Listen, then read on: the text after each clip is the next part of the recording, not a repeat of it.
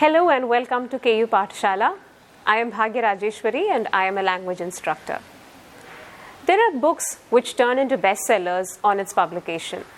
Then there are also books which get rejected first but goes on to become a classic later. Today we are going to discuss one such evergreen classic, Bram Stoker's Dracula.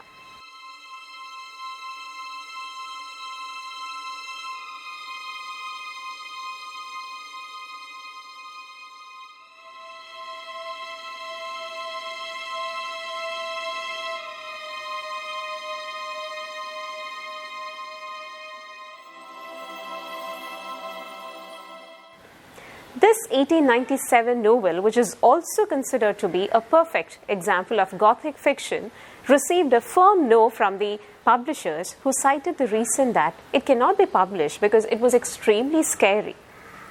Now, there was another reason why the publishers said so. Around this time, a couple of murders took place in a place called Whitby Chapel, and the killer was on the loose. Nobody was able to identify or arrest the murderer. So the publishers thought publishing a novel like Dracula, which was so terrifying, will only add to the existing fear in the minds of the people.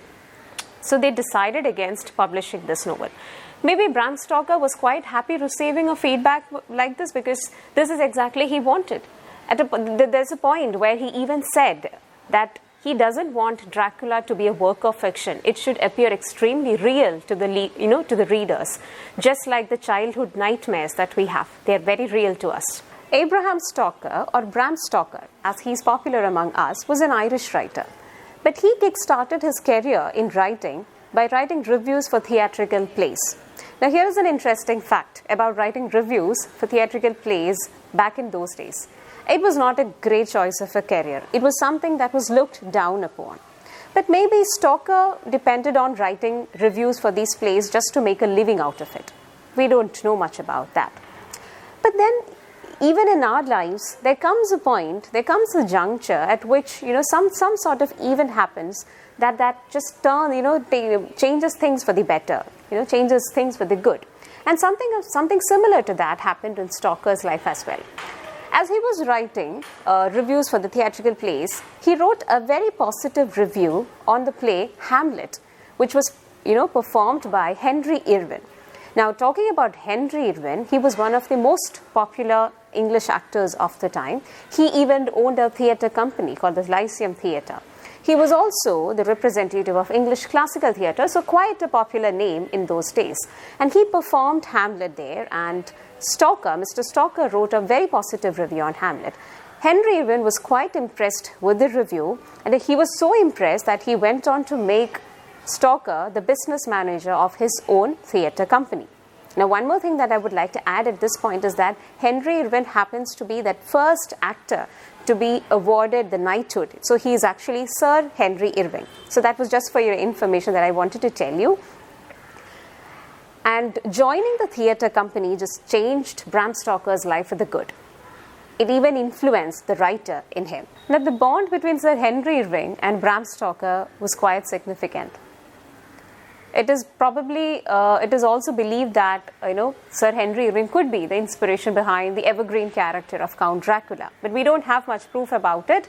There are a lot of debates going on about the same, like who could be the inspiration behind this evergreen classic character of Dracula. But that's not the whole topic of discussion.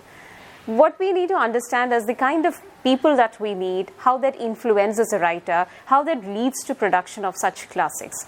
So after joining the Lyceum Theatre Company as a business manager, Bram Stoker got to travel a lot. And all these travels probably influenced his writings, especially in the case of Dracula. If you look at the settings, the backdrop are equally significant as the characters. Not just that, even after coming in contact with people like Sir Henry Irving, he got to meet a lot of people from social and literary circles. And he dedicated Dracula to Hall Caine, one such writer whom he met during such discussions.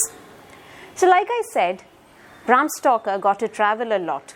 He traveled across Eastern Europe, he traveled to the Cruden Bay in Scotland, he traveled across the coastal town of Whitby.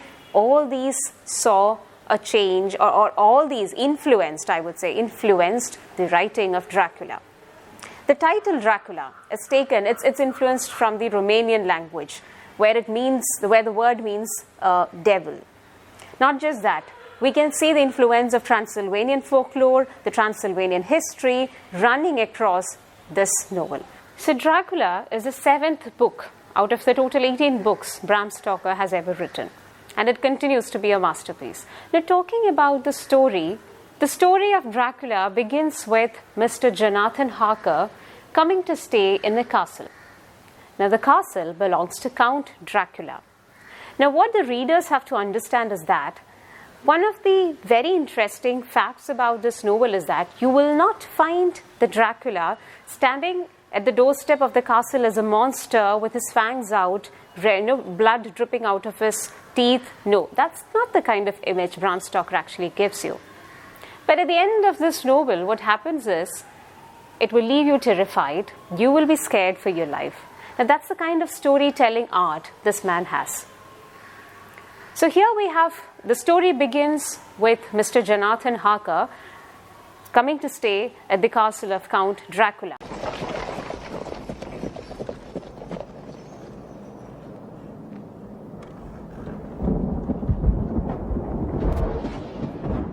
And we know about the entire story. The whole story actually progresses through journal entries, letters and diary entries and such. So it's kind of an epistolary novel, if you can call it.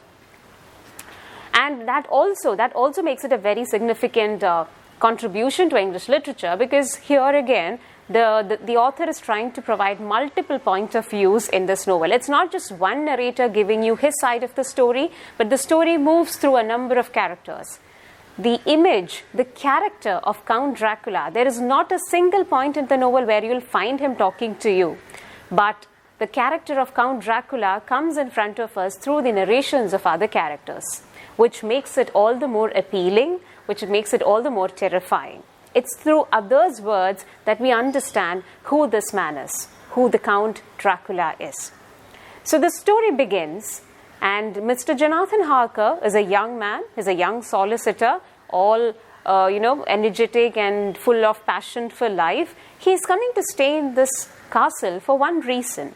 He is coming here out of the invitation because he was been invited by Count Dracula to help him buy a house in London.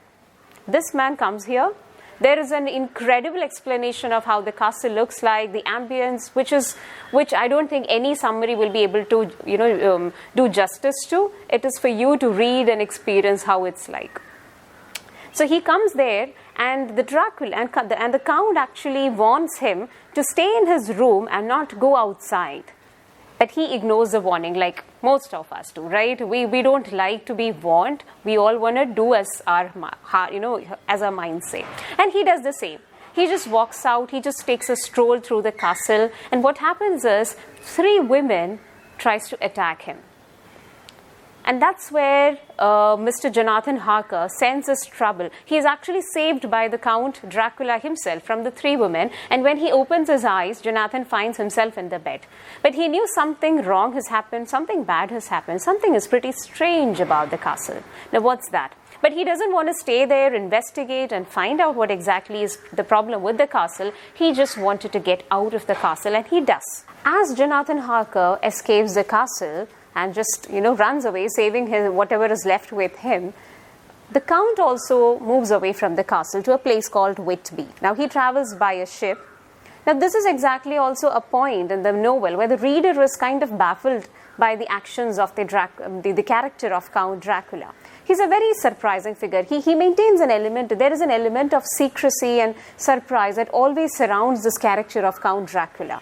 You never know what kind of, it's very difficult to fathom the kind of character this is, Count Dracula, because he's extremely well behaved. He takes care of his visitors. He takes care of the visitors to that extent that he sometimes end up saving their lives.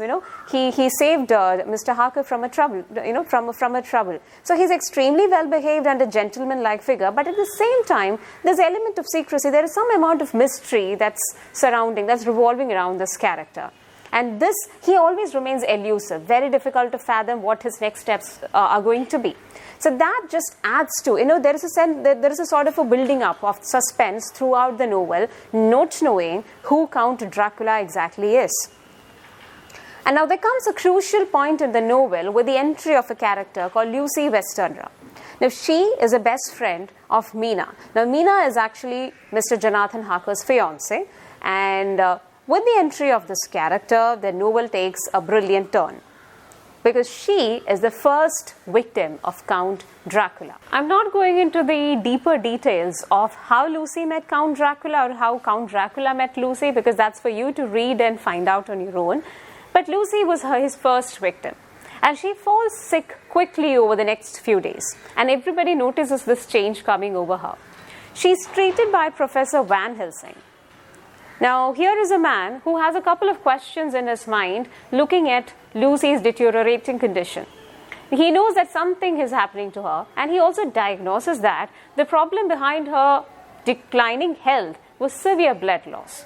The marks on her neck all just added to his suspicion on what was happening to her. But all he did was bring a necklace made out of garlic flowers and placed it on her neck. So that image of Lucy lying on the bed with a necklace made out of garlic flowers, that is an extremely telling point in the novel, because that tells you volumes about, who Count Dracula could be. Because for the reader, you know that there is an association between Count Dracula and Lucy, even though it's not, even though the other characters in the novel are not aware at that particular point. So we know something about it, but we do not know completely. So that just brings in, that just, pricks that element of fear in the reader's mind. That's exactly how the storyteller plays with the craft of storytelling. This is how fear is kindled in the minds of the reader. So here we have glimpses, we are getting glimpses. We have started to know in bits and pieces who Count Dracula could be, but we still don't know who exactly this man is. Lucy's health continues to decline and she dies. And Professor Van Helsing has no other way but to tell Harker and Mina and everybody along with him who exactly or what exactly has happened to Lucy. And they decide to form a group and go and fight against Count Dracula. They decide to take on him. Meanwhile, the Count also becomes aware of the movements, that's going on against him. He becomes aware of the planning and plotting that's going against him, and he realizes that he has to do something. So what he does is, he tries to attack Mina Harker. Mina Harker, who's Jonathan Harker's fiancée. But she is saved, but he tries to attack her a couple of times. Now, something extremely strange takes place now. Once he tries to attack her, she develops a connection with the Count Dracula, maybe something that even he did not expect to happen. In a hypnotic state, Mina is able to fathom, she is able to know, she is able to understand what the Count is up to, what he is doing. So this sort of a connection, a strange connection, develops between Mina Harker and the Count Dracula. Now, once the Count becomes aware of the fact that there is a group planning and plotting against him, he decides to flee the place. And what he does next is, he jumps into a coffin, which has been shipped to a different place. He decides to flee the place by staying inside the coffin. But Mina, through her telepathic, the kind of strange connection that he's developed, she understands this and she passes on the information to the group led by Professor Van Helsing, who is ready to take on the Count. So finally, the climax, in the last part of the novel, the entire climax takes place in the Galați, in a place called Galați in Romania, where Romania, as I was saying, Transylvania, the Carpathian Mountains, and all these places hold a great significance as far as this novel is concerned. So the climax, towards the end of the novel, the scene shifts to this place called Galați in Romania, where the Count Dracula is confronted by this group and he's stabbed to death. So what I gave you was actually a summary, just a glimpse into this classic. And I always believe that summaries fall short. So it's always up to you to read and experience what this evergreen classic is all about. So as the novel ends, you also wonder whether Count Dracula was evil at all, because that's the kind of the craft of storytelling Bram Stoker brings into this, into this novel.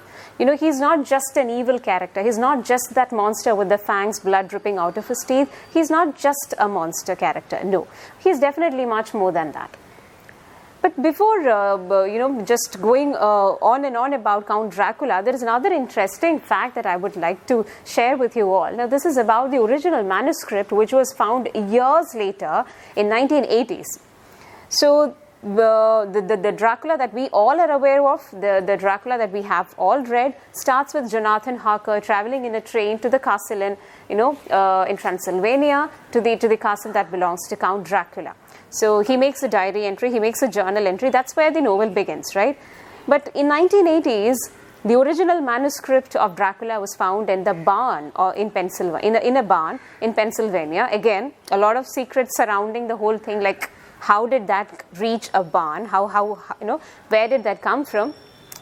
But this now belongs to the Microsoft co-founder Paul Allen, who bought it. But there it was found that the book, the original manuscript, it started from 102. The page number given was 102. So that says that the first 101 pages were censored, probably by the publisher. Nobody knows. So that kind of baffled a lot of people years after this getting published, years after this going on to become a very popular classic. So where did the 101 pages go? And also, the original manuscript was titled The Undead. Probably the title Dracula came to his mind as a last minute change. So it was actually called The Undead and not Dracula. So all these interesting trivia, these are all trivia, but just adds to the whole reading experience. So as I was saying, why should you read Dracula? I would say to go through the narrative, to understand storytelling as a craft, because it's a rare skill that people have. Because throughout the novel, what you see is that Count Dracula does not just appear as a monster figure, instead he comes to you through the narrations of others. He is like that shadow lurking in the background. He's always there, he's like that irrefutable presence, but you're very difficult to find him. He's there. For instance, there is this point in the novel where after Jonathan Harker escapes from the castle initially, the Count also moves to Whitby and he travels by a ship. Now, in the ship, he actually takes, the crew members one by one. And there is no detailed description of how the murder is committed. There is no detailed description of a crime. There is no graphic, violent scenes being described. But the only way through which you know that a lot of murders are, one by one is getting killed every day is through the log that was kept in the ship. The captain actually makes an entry in the log after every person dies. He finds that each person is getting murdered and he makes an entry in the log. And the list keeps growing, and the growing list is what brings, that builds a fear in the reader's mind. So there is no direct, obvious presence of a Dracula who just kills you, for your blood, but somebody who's very subtle, but who's extremely powerful as well. So this kind of a storytelling is what Dracula makes it a compelling read. And this is exactly why I would also recommend you to read. I hope you would all enjoy reading Dracula. Thank you so much for listening.